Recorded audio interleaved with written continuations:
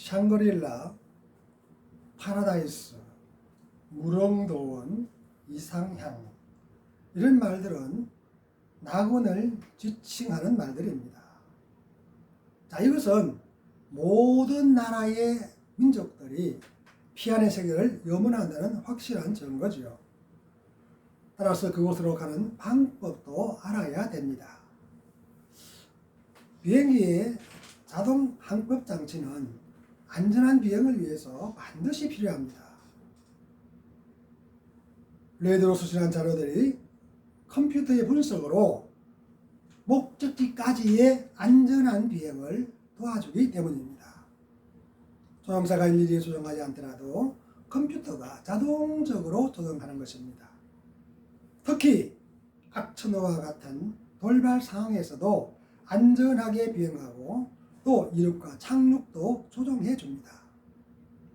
성경도 우리의 인생 여정을 인도하는 송신기와 같은 역할을 하는 하나님의 음성을 들려줍니다. 신앙의 레이더로 수신할 때에 승리한 삶으로 인도될 것입니다. 다시 말하면 낙원으로 들어가는 길을 알려주는 것입니다. 그런데도 들어가지 못하는 사람들이 의외로 많습니다. 왜 그럴까요? 하나님의 음성을 수신할 수 있는 레이더가 작동하지 않았거나 아니면 작동하더라도 아예 그 신호를 무시했기 때문입니다.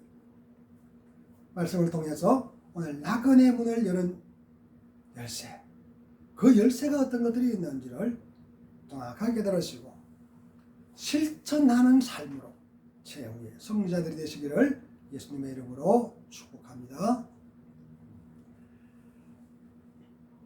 첫 번째는 십자가의 길을 따라가는 것입니다. 예수님의 십자가는 멸망과 구원의 길을 동시에 보여줍니다. 십자가의 정확한 의미를 믿음으로 받아들이면 구원으로 인도됩니다. 반면에 거부하면 멸망의 나락으로 떨어지는 것입니다. 성경은 자기를 부인하고 자기의 십자가를 짊어지고 예수님을 따라가야 된다고 그렇게 마태복음 16장 24절은 가르칩니다. 문제는 고난의 십자가 지기를 싫어한다는 것입니다. 누가 그 고난의 십자가를 지려고 하겠습니까? 편안한 신앙생활만 추구하기 때문이죠. 더구나 한순간에 사라져버릴 세상의 복과 재물만 쫓아갑니다.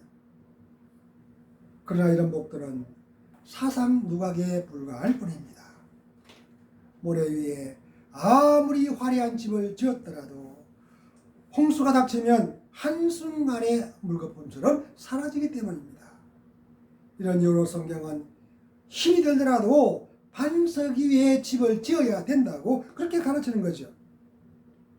특히 예수님은 넓은 문이 아니라 좁은 문으로 들어가라고 그렇게 가르칩니다.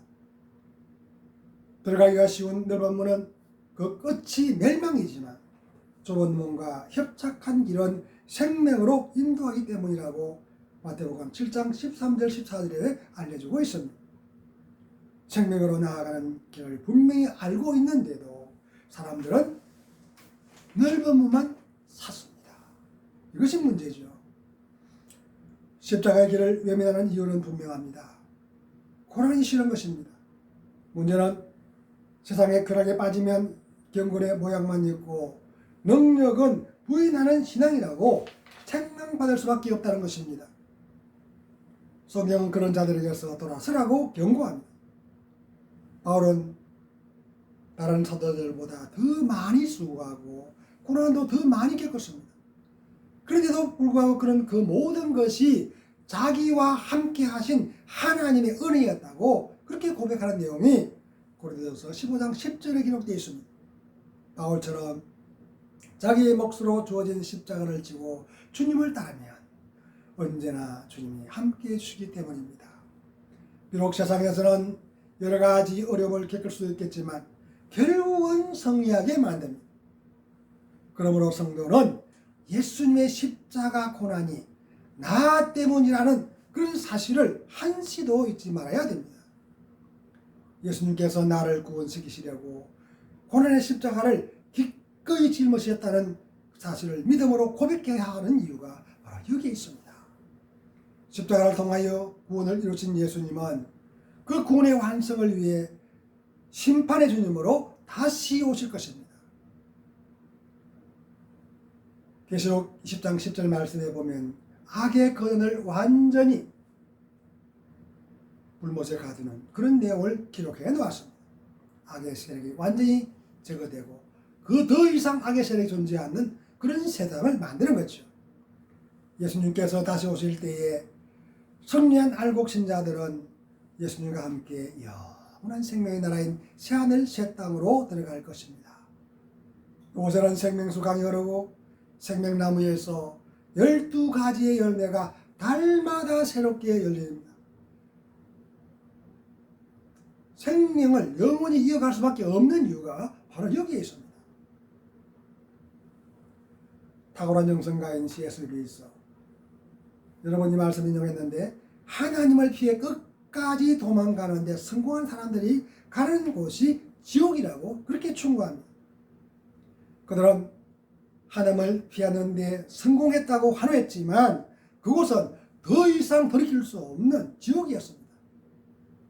영원히 끄지 않는 유황불 못해서 몸스를 치며 고통당하는 것입니다. 그 모습을 상상만 해도 그곳에는 절대로 들어가지 말아야 되겠다고 다짐하게 될 것입니다. 본문은 골고다 언덕에 3개의 십자가가 세워지고 예수님의 십자가를 중심으로 좌우편에 2 행악자도 달렸다고 소개합니다. 예수님의 좌우편에 달린 행악자는 모든 인류의 상징이라고 할 수 있습니다. 2 행악자처럼 우리도 둘 중에 하나를 선택할 수밖에 없다는 것입니다. 2 행악자를 통해 죽음이 목전에 닥쳤을 때의 자세를 깨달을 수 있습니다.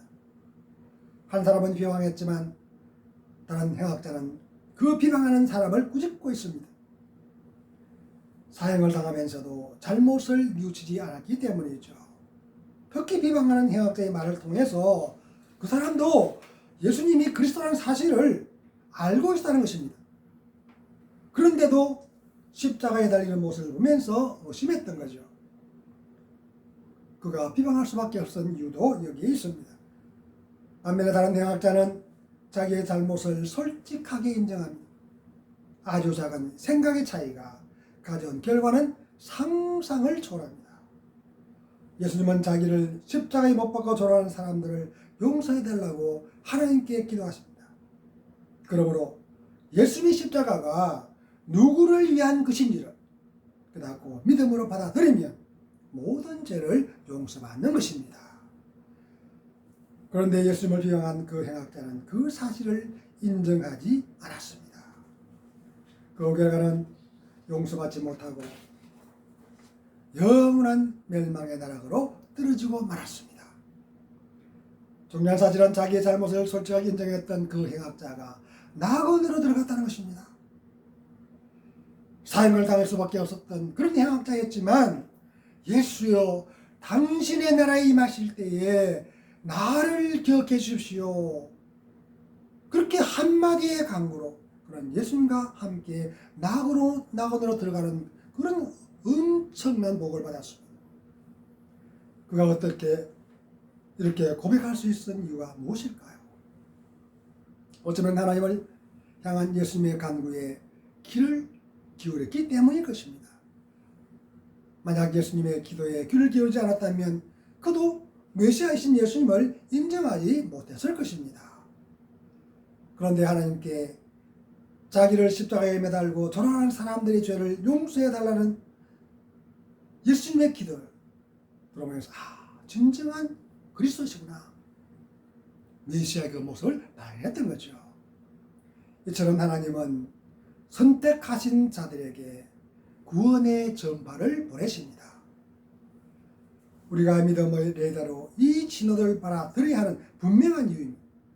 방과하지 말아야 할 사실은 받아들이면 구원의 은혜를 누리지만 거부하면 영원한 심판이라는 것입니다.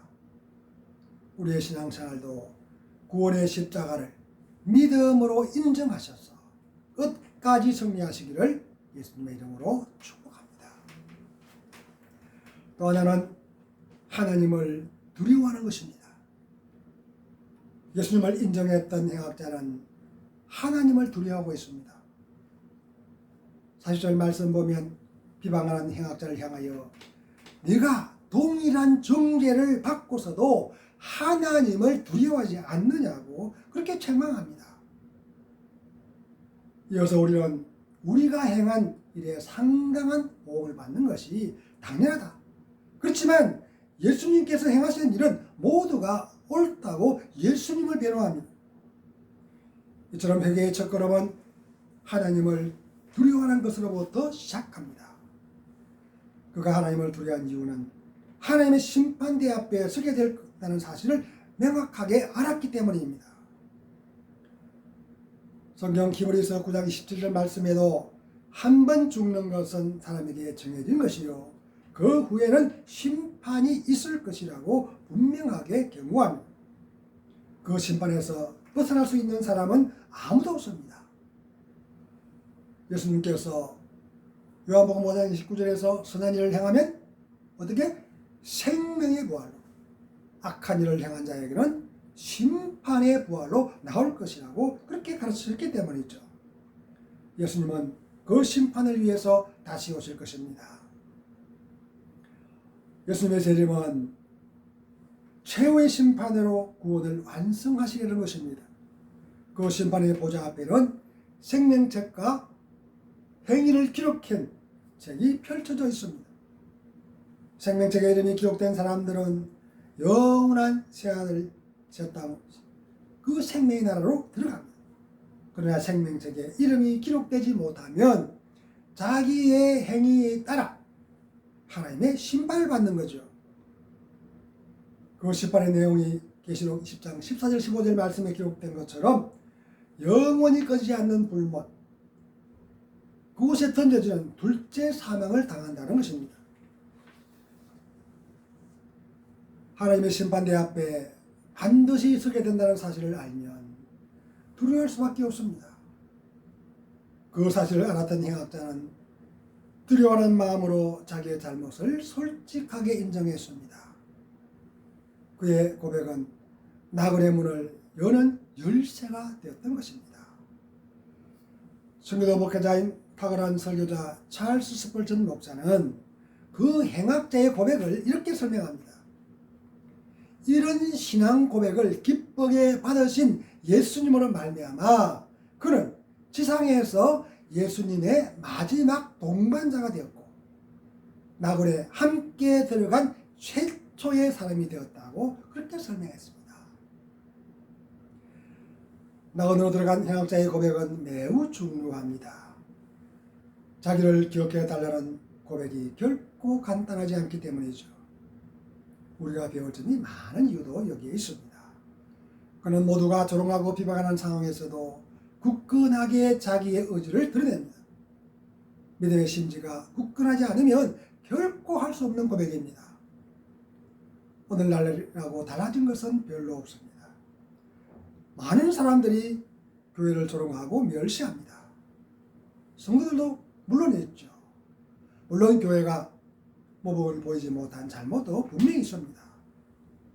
예수님은 세상의 소금이 되라고 또 빛을 비추는 삶을 통해서 세상 사람들에게 본을 보여줘야 된다고 그렇게 가르쳤습니다.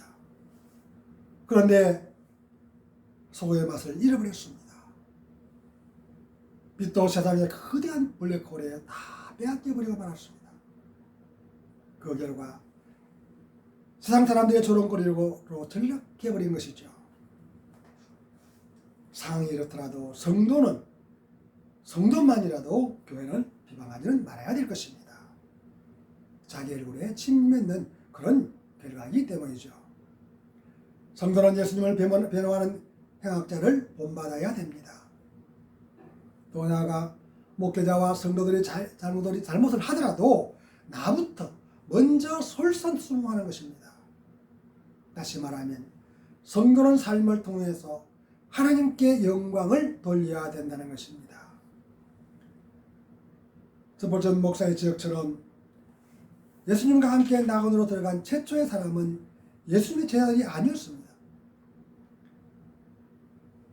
수제자라고 자부했던 베드로도 아니었고 예수님이 가장 사랑하셨던 제자인 요한도 아니었습니다. 그들이 첫 번째 행운을 누리지 못했던 거죠.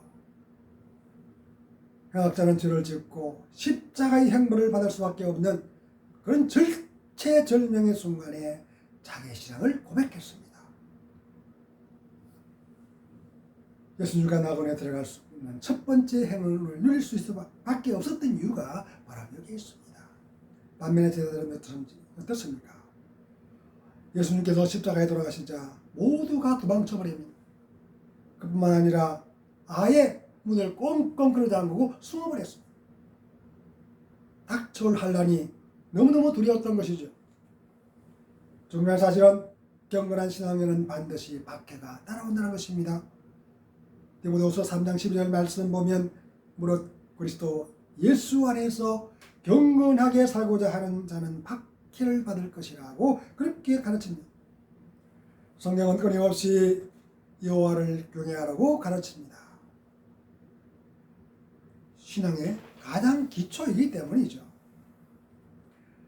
행악자의 고백도 여호와를 경외했기 때문에 가능했습니다. 따라서 우리가 반드시 본받아야 됩니다. 코람데오, 또 히브리어로는 리포네 아도나이, 이런 말들은 하나님 앞에 서라고 하는 그런 말입니다. 이 라틴어와 히브리어 말들이 의미하는 것은 상당히 중요하죠. 그런데 오늘날 그것을 입술에 그냥 구호로만 끝나고 말았습니다. 아무런 죄책감 없이 죄를 짓는 성도들의 모습을 통해서 우리는 그 사실을 알 수가 있죠. 지금 하나님께서 내 앞에 계신다는 사실을 인정한다면 어떻게 죄를 지을 수 있겠습니까? 결코 죄를 지을 수 없을 것입니다. 문제는 오늘 현실은 전혀 그렇지 않습니다. 정광훈 목사 말처럼 하나님 까불면 내가 죽여버린다고 그렇게 망령된 말을 서슴지 않고 합니다. 어떻게 하나님이 심판의 불을 내리지 않는지 참 의아해지는 그런 경우도 있는데 이런 것이 결코 있을 수 없는 거죠. 그렇기 때문에 우리는 반드시 신전의식을 회복시켜야 됩니다. 지금 내가 하나님 앞에 서 있다는 그런 자세로 들여하며 섬기는 삶의 자세가 낙원의 문을 여는 열쇠가 된다는 사실도 한시도 잊지 말아야 될 것입니다.